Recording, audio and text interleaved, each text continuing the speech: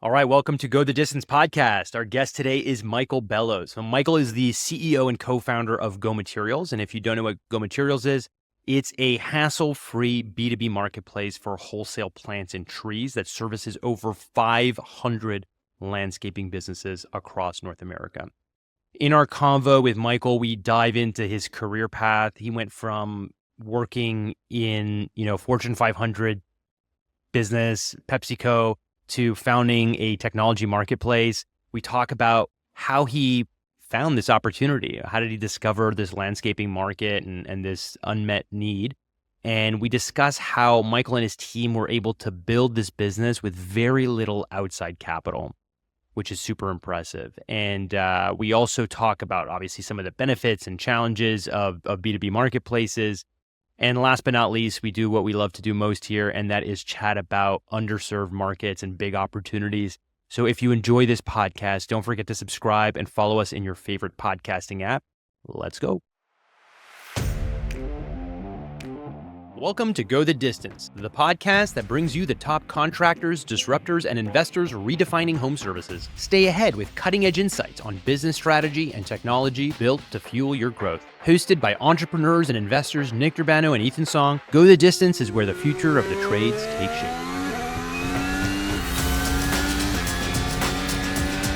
Well, Michael, thanks for coming on the podcast. Appreciate you taking the time. Yeah, of course. Thanks for having me. Appreciate it. Yeah, I'm really excited to dive in and talk about all things marketplace and supply chain as well. Yeah, same here. I've been involved in a few companies within the supply chain innovation world. So looking forward to talking a bit more and hearing your perspective too.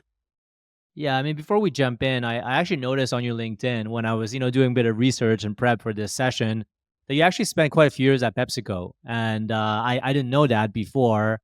I wanted to know what did you do there?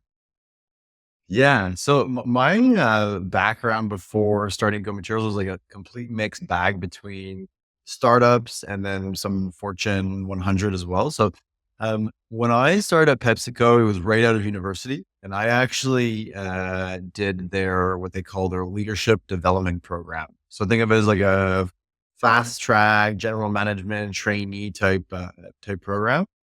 So I did that right out of school, and then man, probably over the course of 6 years, I probably did 8 different roles, like formally. So I got an opportunity to do a bit of marketing, a lot of sales, a lot of customer facing, a lot of leadership roles. So got to do a bit of everything in a short period of time. Worked supported some of the U.S. business as well as Canadian side. So I could list off some roles, but one of the ones that was like really exciting and when you mentioned supply chain at the beginning and innovation was we actually, it was called snackstoyou.com.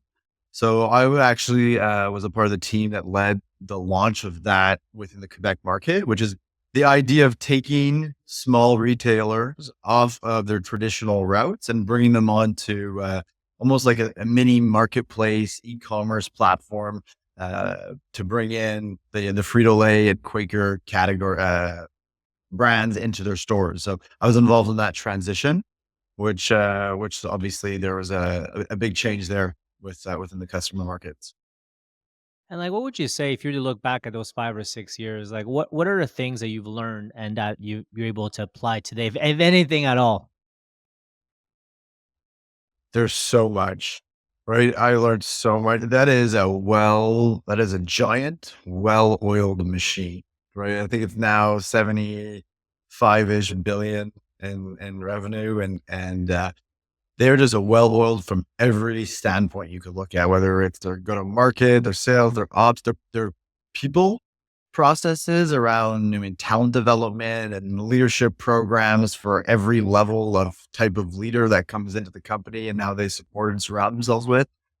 There is so much at Go Materials that resembles what I was doing or what I had been involved in at PepsiCo. So there's a lot of, we'll call it lift and shift. No plagiarism, but a lot of our processes around just how we look at the business stem from what I learned in those days. And then they're also incredible network. I have my mentor, who was the GM and VP at the time. He invested in Go Materials in my first company, so he's been an advisor from the early days. So a solid network of really talented leaders too.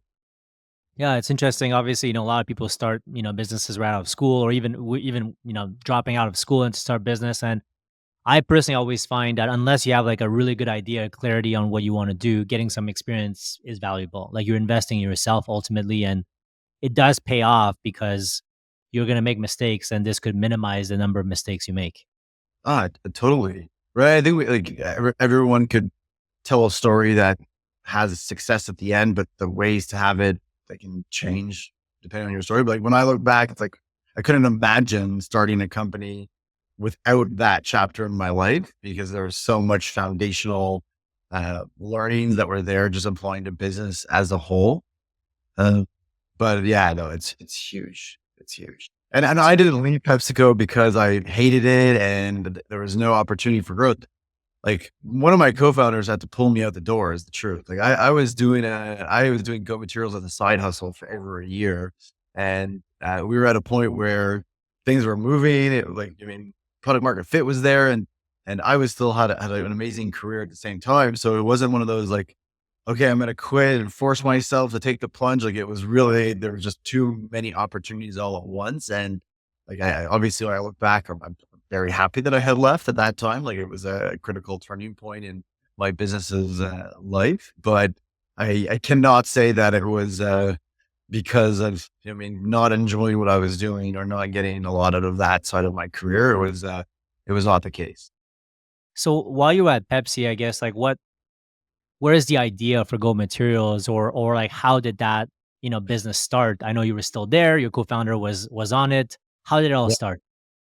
Yeah, so we had a bit of an unconventional start with the business. And I don't know the percentage, but the majority of companies are started because of the idea, and then the co-founding team rallies behind that idea. I knew who my partners were, my co-founders were, before we had any freaking clue what we were working on.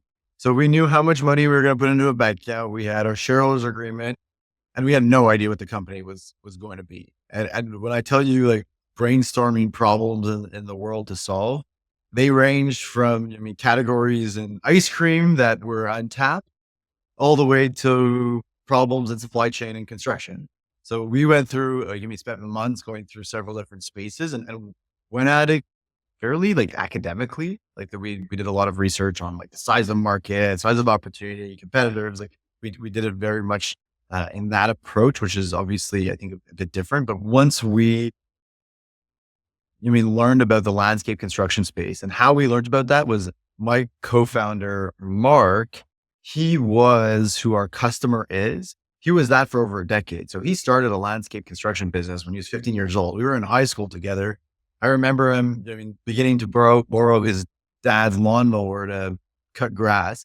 And he actually grew that to be one of the largest landscaping companies in Montreal and successfully exited that in 2017. So a part of this brainstorm process I was referring to, he started talking a little bit about how he used to run his landscaping business, how he used to procure materials for that business.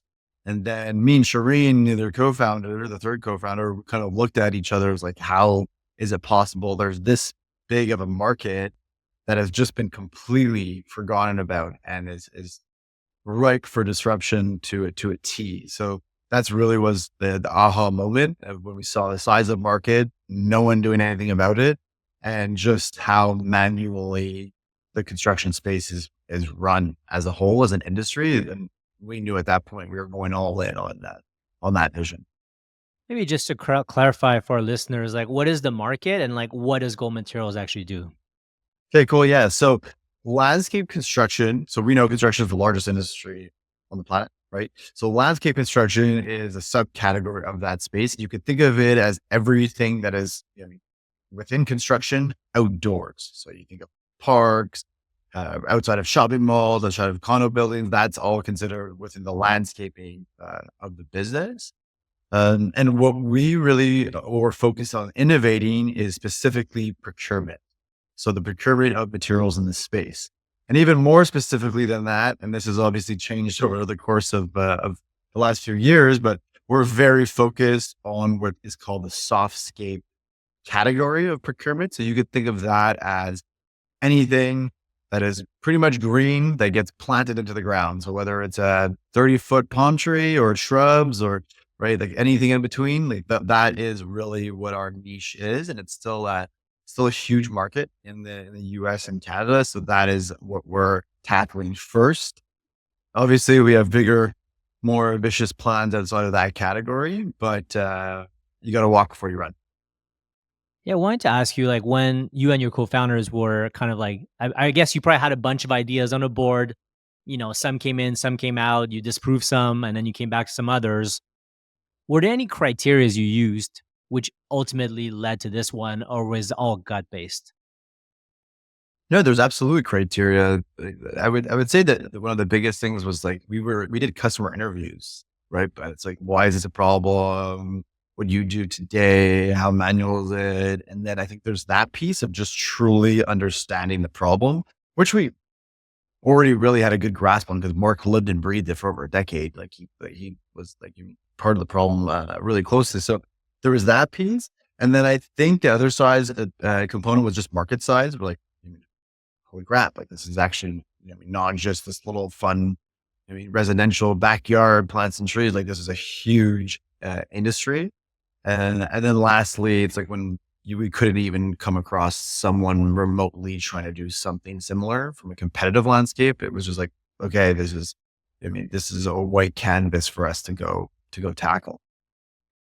Yeah, it's super interesting. I mean, honestly, I think I agree with you that it's kind of contrarian because you kind of started with the team and without an idea, and then you went to look for the idea. But I think it's probably more common in the sense that, like, not everyone has like a lifelong passion or something they've always wanted to do and they just fall into it. I feel like a lot of times you want to do something, and that's the basis of the team, which is we want to build something, and then you go out and you find something.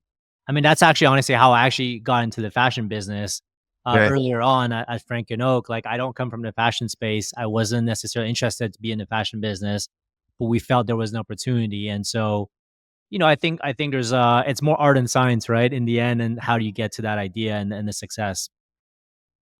And totally. And I think there's some piece of it too, where it's like, I remember being in a career discussion at Pepsi when I was talking to one of my mentors, and we laid out like a 10-year plan of like all the way to like president of PepsiCo Canada, right? It was like, okay, you have this role and that role and this role. And I knew during that, like there was a moment in like internally where I was like, oh, this is not what I want to do. Like, although it's very exciting, my mentor and the company all believe in me and are backing me. I almost felt like I was lying, being excited about that. And I would say like that was the moment that I started to just like open my eyes to like, okay, what do I want to create? What do I want to do?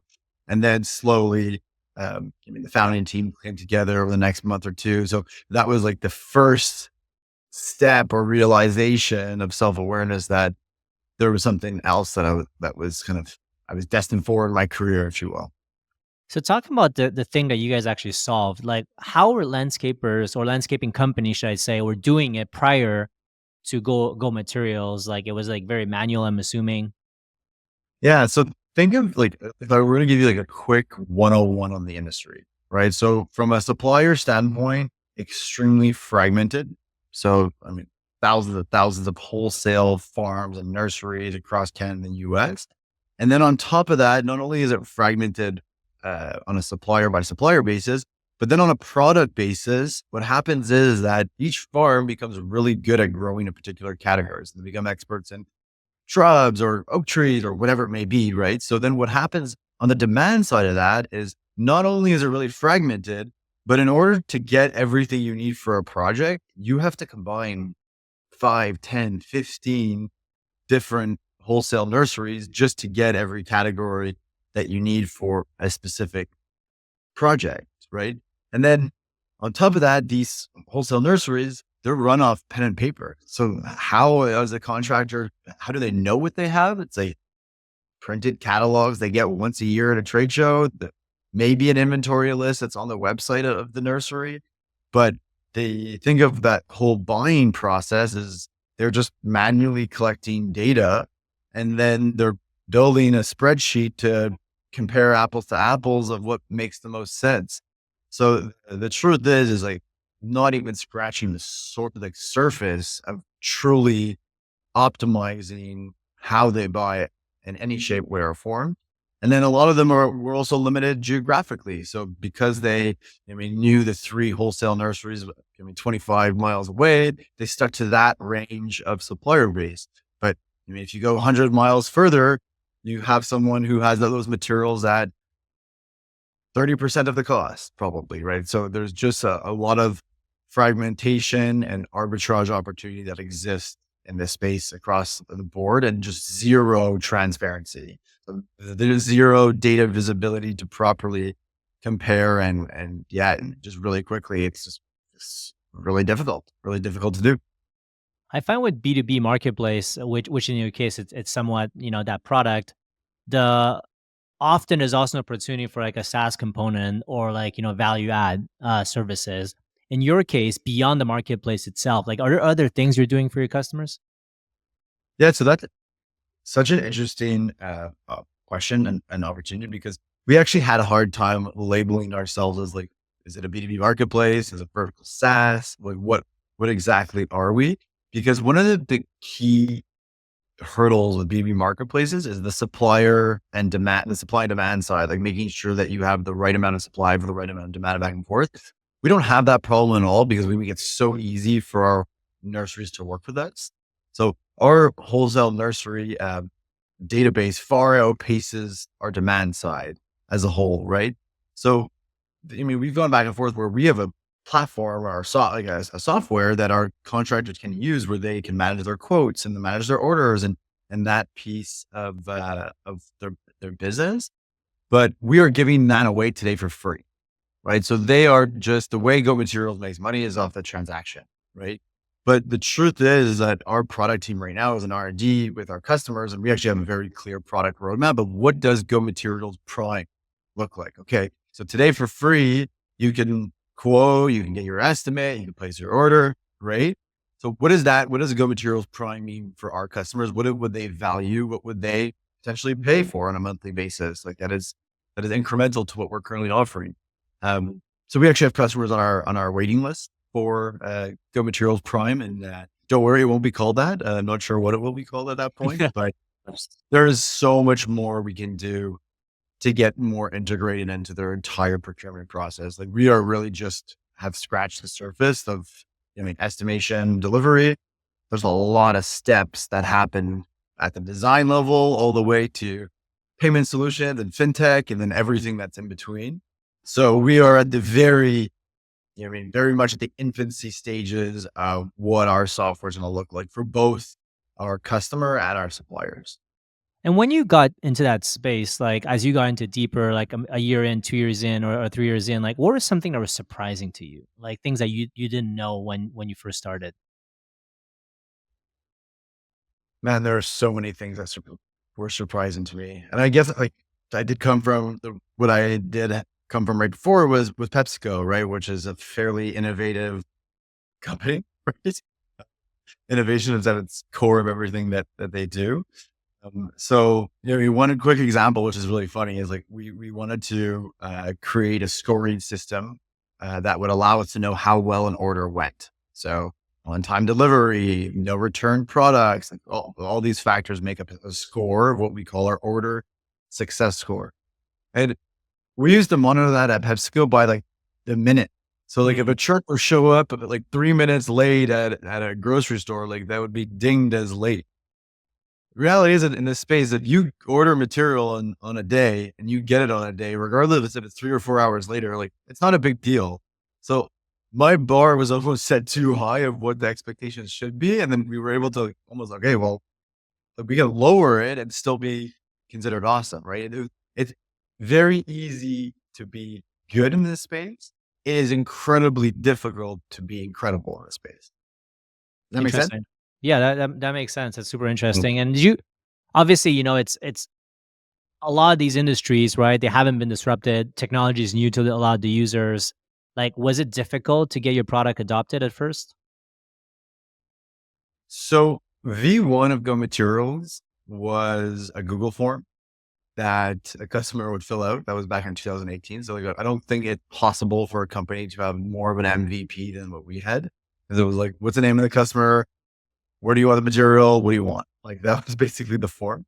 And then back in 2019, we like minorly pivoted to an e-com experience almost. So like I want oak trees, I want 10 of them, and I want them at this size. Yeah. But the truth is the landscape contractor can be ordering 30, 50, 100 different items. So think of how long that would take them to build that basket item by item. So it was actually a longer process to do that than what they were currently doing, which was throwing a bunch of suppliers on BCC on an email, attaching a list of what they need and shipping it off and seeing who answers them. Like that was what they were doing. So we were actually making the process more difficult than what they were currently doing.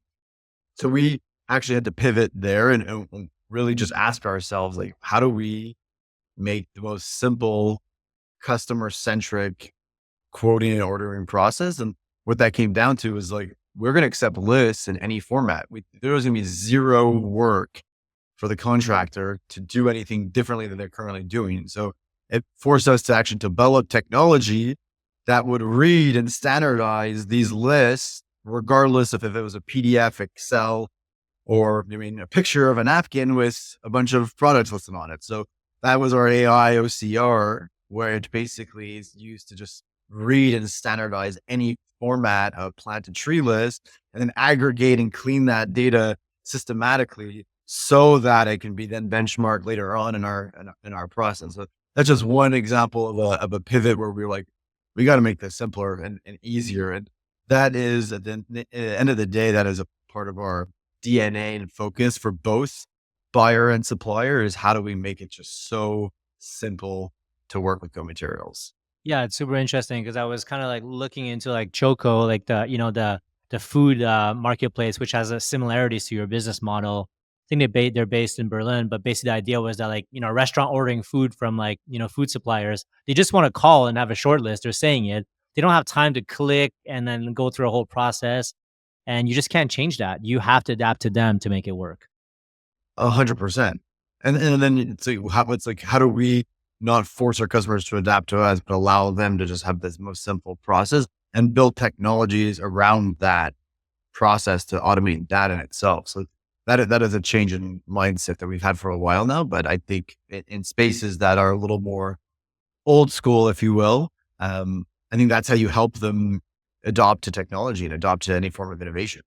Yeah, that's really interesting. From my understanding, when you first started, you didn't start with a lot of capital either. You kind of, did this like little by little. How were you able to finance the business in the early days?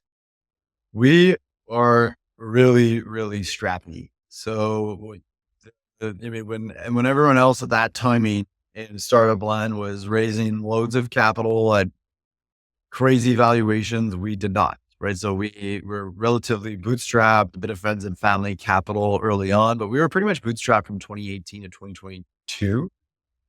And just focused on the core, right? When you don't have a lot of money to spend, it's very hard to get distracted by that shiny object that entrepreneurs, we are always guilty of getting excited about all the shiny objects that exist. But when you don't have the means to be able to do it, you are forced to say no more often. And we know when you're forced to say no more often and say yes to less, that's when you have success faster because you learn really quickly where your energy needs to focus and it is on where you're adding the most value to your stakeholders.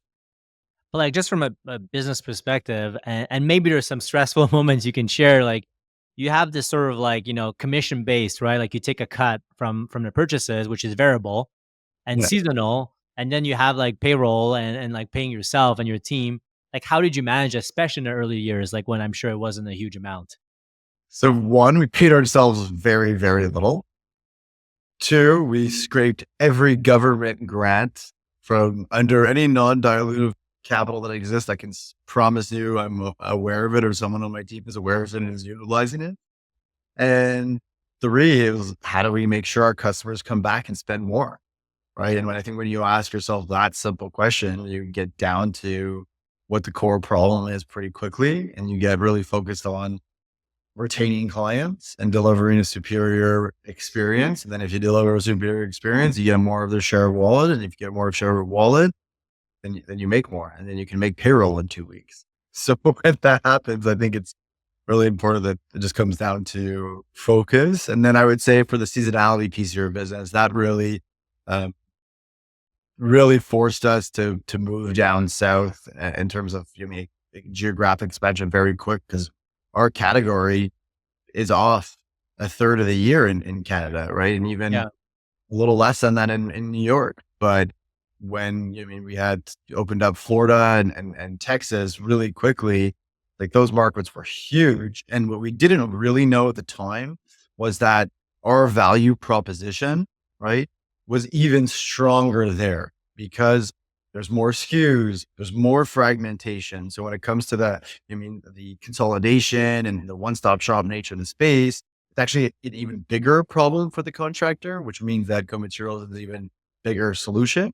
So that was, I would love to say that it was extremely strategic and well planned out. It really wasn't. It was one of those moments in November where it's like, well, revenue's going to hit zero and going to be zero for the next 3 or 4 months. We either got to sell these customers a new product that they buy in the winter, or we got to go somewhere where they're buying plants and trees all year round. And the only product they buy in the winter is salt.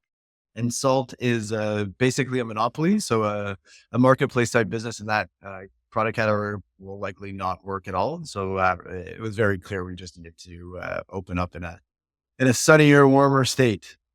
And like, I mean, talking about that, even expanding new geographies, like for you guys, like, how did you acquire those customers? Like, was there any specific strategies that you took on? We went door to door, right? We cold calling, traditional B2B sales. That is how you learn about your customer really fast. And although it is, arguably can be a little bit slower of a sales cycle and a ramp up time, it is where our customers wanted to meet with us. It is how we move people through the sales pipeline faster, right? So me and my co-founder Mark, we drove down from Montreal to Florida, 25 hours straight, and we basically just stayed there for like a month and a half, and just knocked on doors, both supplier and buyer, and just really, really scrappy and customer and supplier facing. Yeah, I mean, it makes sense. Often there's no, there's no like silver bullet, right, to growth or to getting customers. You just have to build it and just grind it through. In your case, like, is there a risk with this business model of like someone, uses your platform to buy like, a certain type of trees, but then after that, they can just go directly to that supplier? I know in marketplace, sometimes that can be an issue. Or is your system so sticky that it's not a problem? Yeah, I think it comes down to one, it's fairly sticky, but two, it also comes down to the problem that we're solving is not necessarily like our secret list of wholesale nurseries that no one knows about. Yes, like we do have the largest supplier wholesale nursery database that exists in North America today. That is definitely a part of the value prop. But really, the when it comes to the problem we're solving is the whole optimization piece of a quarter order. And the fact that it's never or very rarely one or two suppliers on the back end, right?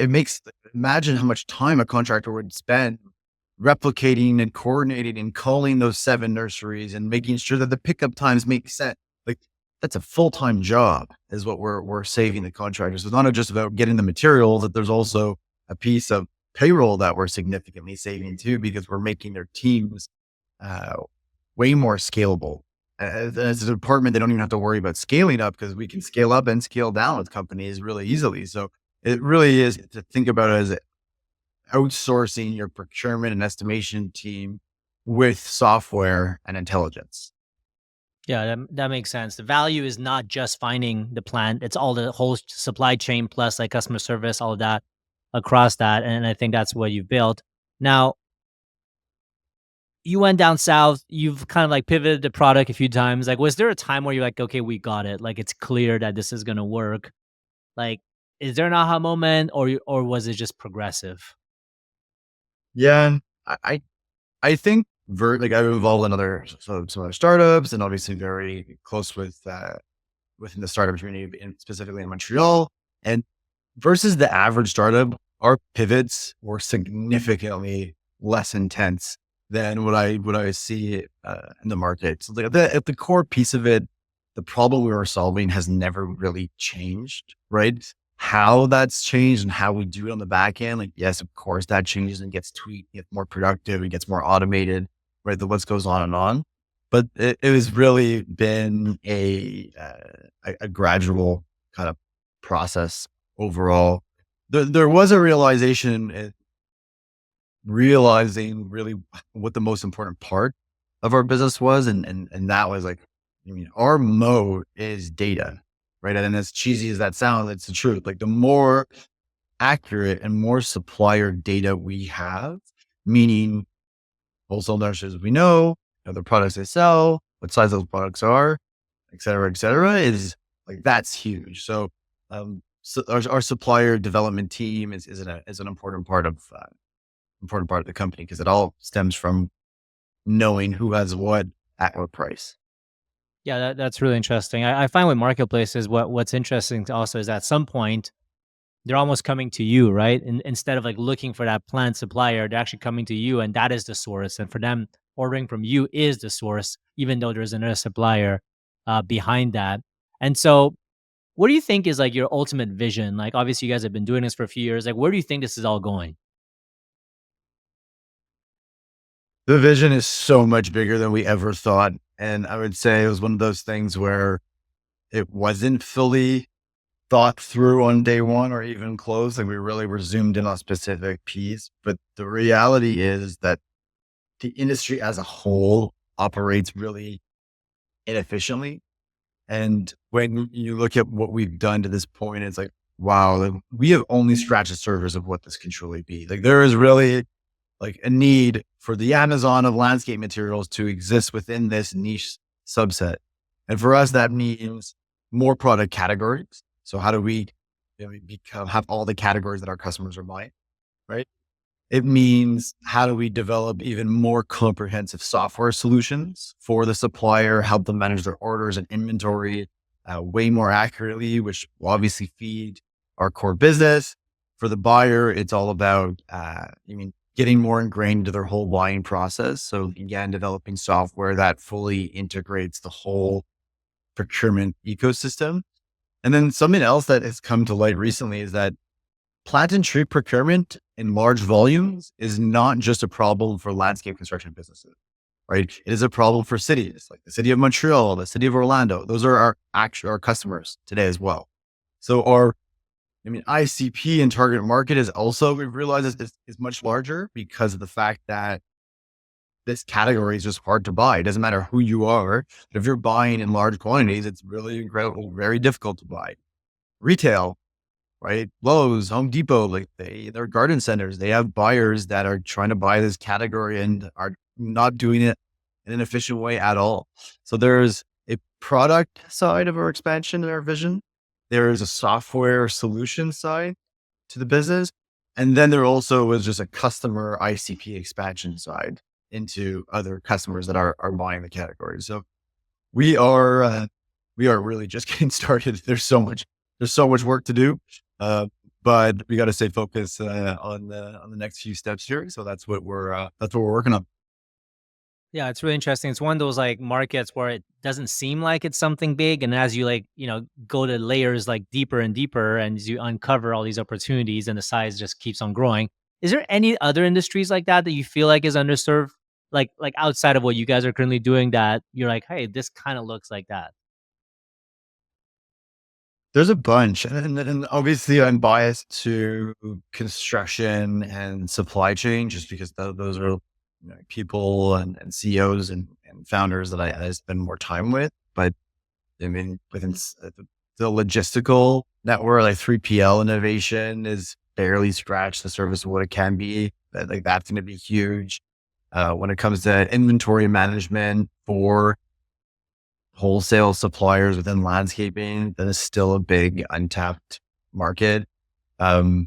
Software that manages the project, so project management software specifically for this space. Also, like there are a few players that have really focused on this vertical, but there's still a lot of work to be done in terms of making them more efficient and user friendly. So yeah, I would say those are the big ones. Equipment rental. There's a lot of cool things going on in equipment rental for general contractors as well right now. Yeah, if you're starting a company in construction, I think it's a good time because it's right at the beginning of that early adopters curve. And if you get in now and you get in on a good space, I think you can make a few bucks. Yeah, and like before we close off today, like I've been reading a lot about like this trend towards obviously building more and like, the need for more housing and all these changes like that are going to drive like an explosion in the overall kind of construction industry. Anything that you can share, like data points and things like that, just for audience to learn about that? In terms of the data supporting construction as a whole, or Yeah, exactly. The growth of the industry, because I feel like people don't really know that. oh, well, construction is, I mean, obviously very stimulated by the government too, which like doesn't hurt, but it's continuously growing, right? And a lot of new development, new build, and when you look at Texas or Florida, right? You look at Austin, you look at the greater Orlando area, if you will. There's just so many projects now coming down the pipeline in the next 10 years, and it just has no sight of slowing down. And I mean, there's actually a bigger problem here with the workforce. Like there's a lack of labor in this space, and there's going to be, I mean, they're calling it 2040 based off of how the industry is growing and labor needed for it and where technology is at. There is a $1 trillion issue to make sure those worlds don't collide because of the automation roadmaps not catching up to the jobs that are not filled. Anyways, I could go on and on about that as well. There's tons of McKinsey reports and NIBIZ reports that exist kind of talking about how 2040 is going to be, I mean, if there's not a lot of innovation in the space in the next few years, that we're going to start to fall very behind of what is actually needed to meet the demand of the future. I guess that's where those Tesla humanoid robots could come into play. Well, for sure. It's gonna be, it's gonna be there. I'm not, it's not about if, it's about when. That's for sure. All right, Michael. Well, thank you so much for coming on the podcast today, and we're excited to follow your development in the next few years. Thanks, man. It's very fun to be here. Have a great day. Thank you.